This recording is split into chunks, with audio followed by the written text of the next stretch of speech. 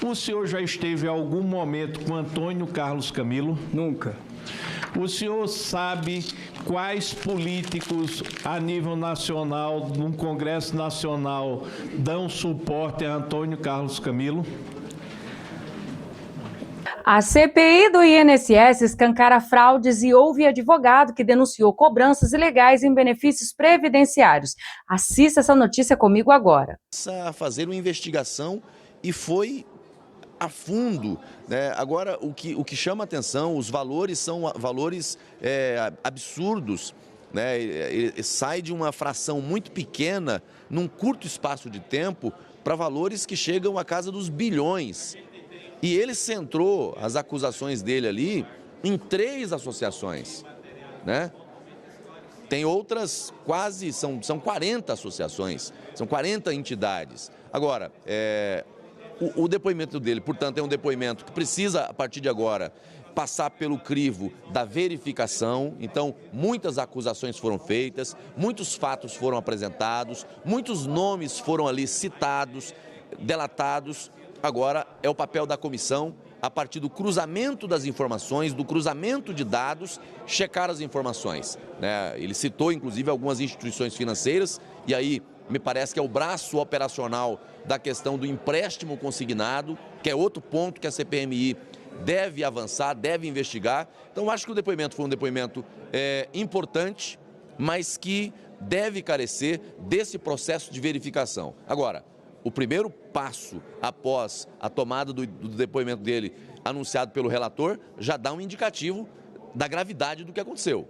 O relator já fez ali o indicativo, daqui a pouco deve apresentar o requerimento, pedindo a prisão preventiva de um conjunto de nomes que foram citados. Inclusive figuras que me parecem ser laranjas desse processo todo. Então, acho que o relator foi muito bem, muito firme, agora é aprofundar com os demais senadores e deputados. Muito obrigado, gente. Da prisão preventiva estão presentes, inclusive com a ameaça à testemunha que acabou de depor.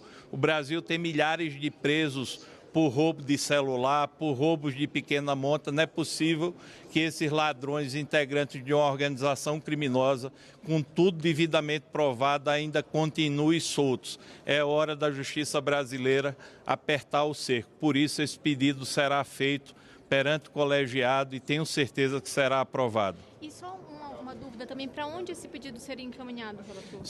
Esse pedido será encaminhado para o ministro relator André Mendonça. Relator, em relação ao Márcio Alaor, que o senhor até disse durante o depoimento da testemunha que o senhor não tinha informação dele, mas ele foi um dos nomes que foram colocados aí para a prisão preventiva. A motivação foi exclusivamente o testemunho do advogado hoje? Olha, toda essa situação no depoimento da testemunha será levada em consideração. Nós temos provas e cada vez chegando mais que os empréstimos consignados também estão inseridos nesse bojo de fraudes e crimes contra a população mais vulnerável. Relator, e com relação à denúncia do depoente a respeito de parlamentares que estiveram presentes, que têm relacionamento com o Camisotti, que é um dos principais articuladores desse esquema, como que o senhor vê a participação, a relação desses parlamentares direto com uma pessoa envolvida desse tipo, inclusive parlamentares da federação do senhor? Olha, eu não vi nenhuma denúncia de envolvimento de nenhum parlamentar. O que nós procuramos saber durante o depoimento foi uma festa, uma suposta festa de um grupo envolvido nessas fraudes. E aí foi citado o nome de alguns parlamentares que poderiam estar presentes nessas festas. Isso não é indicativo nenhum de envolvimento. Nós não vamos fazer carnaval com teorias.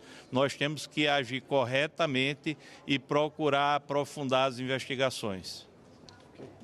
Apontou nomes de algumas pessoas que, segundo ele, integravam o esquema e explicou como funcionava a fraude que lesou aposentados e pensionistas. Isso aqui é um negócio. O que eles fazem? Eles jogam 50 mil adesão. Aí esse pessoal aqui fica preparado para quê?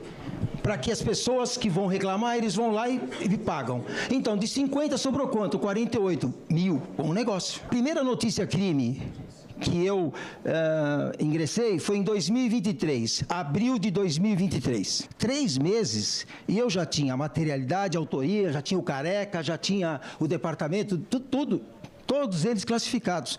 E ninguém se atrevia a investigar ou tocar para frente. Essa investigação do senhor, ela, segundo o que está demonstrado, ela chegou a operadores financeiros tipo Careca do INSS, o tal do Antônio Carlos Camilo. Provas nenhuma. O senhor conhece algum senador, algum deputado que recebeu mesada de Antônio Carlos Camilo? Não. Teve conhecimento se Careca do INS distribuía brindes, benfeitorias ou vantagens? Não.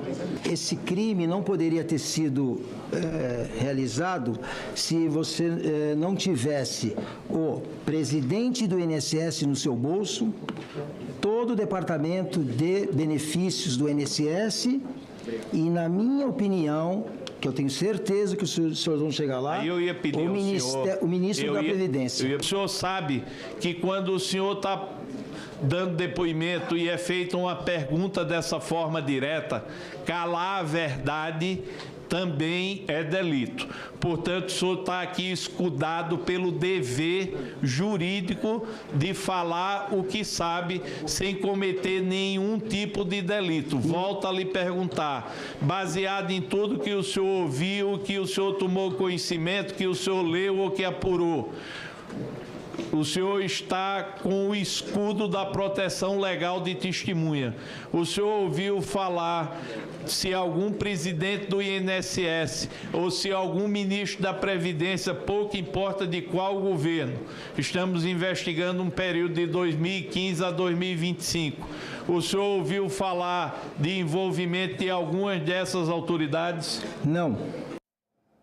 Vamos agora ouvir o presidente da CPMI, o senador Carlos Viana. Envolvidos no inquérito da Polícia Federal, bem como também o bloqueio dos bens das associações que receberam os valores em descontos indevidos.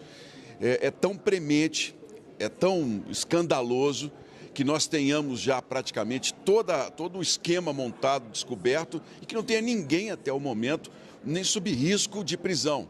Por muito menos há brasileiros presos, com crimes ou não, mas no caso desse escândalo do INSS, já passou da hora de nós pedirmos à Justiça que coloque na cadeia os principais envolvidos. Tem uma questão sobre a prisão preventiva, porque a CPI em si não pode determinar esse tipo de medida. Sim. Então, eu queria saber para quem deve ser encaminhado, quais devem ser os próximos passos a partir da aprovação do requerimento. Assim que o requerimento for aprovado, nós encaminharemos os pedidos de prisão preventiva ao ministro relator hoje dos inquéritos, André Mendonça.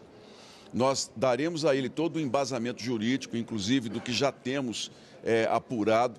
Ele tem os inquéritos para confirmar todas as informações que nós enviaremos e eu espero, com sinceridade, que o ministro, diante da possibilidade de fuga, diante da possibilidade que esse patrimônio que é dos aposentados, que é do Brasil, esse patrimônio desapareça, que ele aceite o nosso pedido e que decrete o mais rapidamente possível a prisão dos nomes envolvidos e também o bloqueio dos bens que foram conseguidos roubando os aposentados do nosso país. Presidente. Sim.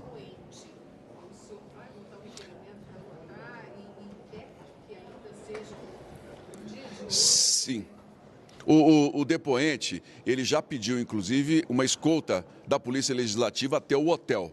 O que o relator está solicitando é que a gente estenda esse pedido à Polícia Federal para que faça a proteção e que, inclusive, nós, diante de tudo que foi falado, ofereçamos a ele, claro, essa segurança extra no dia a dia. A própria testemunha pode declinar, mas não será por falta de ação dessa CPMI.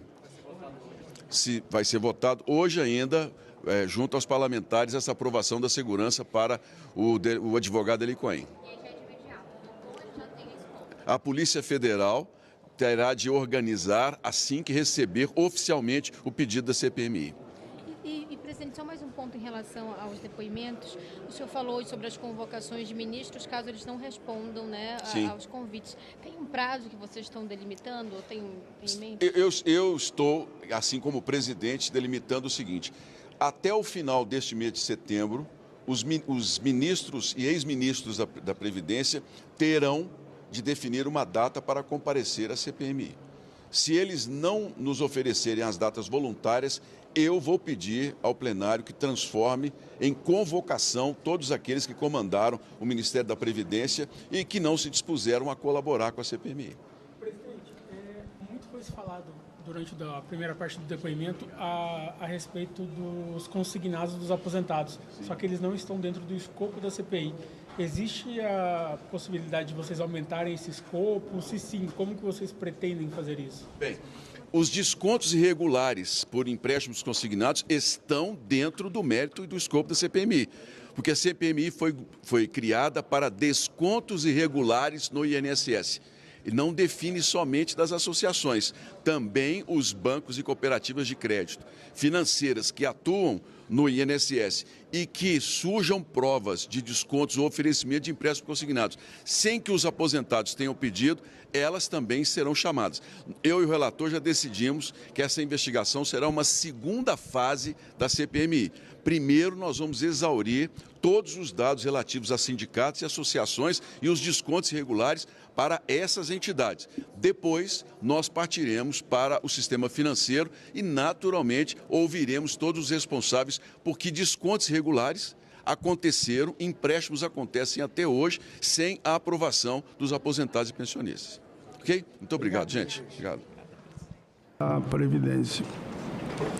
Os argumentos são sempre os mesmos. É preciso adaptar o sistema, enfrentar desafios, combater o déficit. É sempre a mesma coisa. E quem paga a conta é o povo trabalhador. O mercado pressiona, os bancos arregalam os olhos, as garras do sistema financeiro se estendem. Tudo para abocanhar um sistema que, na verdade, é superavitário. O projeto cria a Semana Nacional da Previdência Social sempre na semana do dia 24 de janeiro, marco histórico da Lei Eloy Chaves, que deu origem à Previdência no Brasil. A ideia é promover ações de educação e conscientização, concursos, palestras e oficinas para ampliar a inclusão previdenciária e valorizar o sistema. O projeto prevê ainda a divulgação em tempo real de dados sobre o orçamento, benefícios e números de segurados.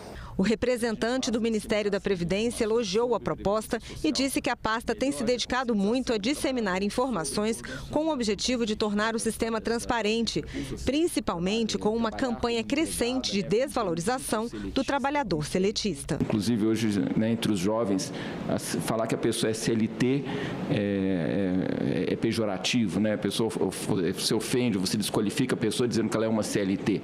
O representante da Associação dos Auditores Fiscais afirmou que a Previdência segue como principal pilar da Seguridade Social no Brasil e informou que em 2024 foram pagos quase R$1 trilhão em benefícios. Disse ainda que, apesar dos avanços como a redução da fila de concessões, o sistema ainda enfrenta desafios como as renúncias tributárias. Em especial para a Previdência Social, no ano de 2024, com base no demonstrativo de gastos tributários da Receita Federal do Brasil, nós temos 94 bilhões de reais em renúncias fiscais. Ou seja, quando se discute financiamento, déficit da Previdência Social, não podemos afastar do debate também a questão da renúncia fiscal. Nós sabemos também da força dos lobbies políticos que a gente tem e é legítimo cada um brigar pelos seus interesses. E a dificuldade que se tem para se reverter essas concessões que foram feitas. A valorização do servidor também foi abordada no debate como um ponto a ser incluído nas reflexões dessa Semana Nacional da Previdência. A gente teve casos aí recentes de servidores morrendo, servidores suicidando, porque não aguentam mais a pressão do trabalho, né? E a gente precisa também criar essa política de valorização, tanto da parte do governo, para mostrar para a sociedade a importância do servidor também. A vice-presidente da Comissão de Direito Previdenciário da OAB do Distrito Federal solicitou que seja incluída na proposta a educação previdenciária nas escolas e disse que a falta de informação prejudica muitos trabalhadores que nunca contribuíram por não conhecer o sistema. A informalidade está muito grande em nosso país e quando você depara por um segurado que sofreu um acidente e chega para você e fala, olha, eu nunca contribuí para o INSS. Mas por que você não contribuiu? Porque eu não tinha informação, eu não tinha ciência de que eu poderia contribuir de forma autônoma. E isso falta informação aonde? Nas escolas, nas próprias faculdades. Na faculdade a gente teve direito previdenciário, na minha época eu não tive. Hoje eu acho que tem aí a partir no último semestre. Então eu acho essa importância de estar inserido nas instituições essa matéria. A Comissão Parlamentar Mista de Inquérito que investiga cobranças não autorizadas em benefício do INSS ouviu o advogado Eli, responsável por denúncias e fraudes. Durante a sessão desta segunda-feira, o relator da CPMI, deputado Alfredo Gaspar, anunciou que vai pedir à Justiça a prisão das pessoas citadas no depoimento. Ainda sobre o INSS, um projeto de lei em tramitação no Senado propõe a criação da Semana da Previdência Social.